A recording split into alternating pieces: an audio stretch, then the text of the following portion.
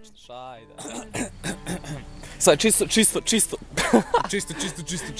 Ću vam jednu veoma interesantnu osobu danas.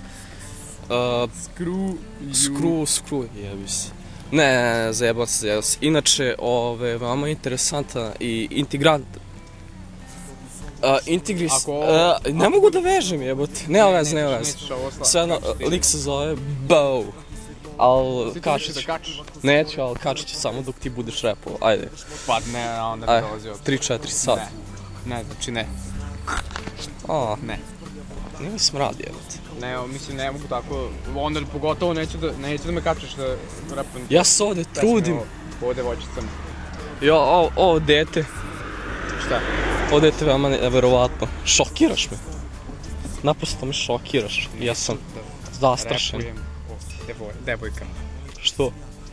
Zato što to spada u one pesme kao kola, ribe, keš, komercijalna muzika za šire mase, ne. Jer ti mene i dalje snimaš dobro, mislim ovo možeš da snimaš, nije problem. Dobro. Da, snimam te. Pa da vidim da okrenuto prema meni. E sad, da li sam tu uhvatio, to je veliko pitanje. Okrenuto prema meni. To je najbitno. To je sranje muzika. Šta? Pa... Izvijel, niste slušao? Trenutni popularni rap. Zbog kog se stidim da kažem da repujem. Zbog čega i neću sad. Možda i ne repuješ, možda si ti odrekao repa kao Marcello. Da. Da. Ne. Šta sam rekao u doviđenja?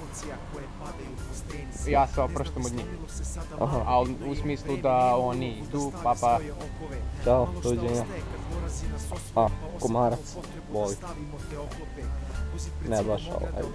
Jer više je moja rap nego to. Ako ti nisi završio, ja ću sada ga završiti. Dobro, završiti.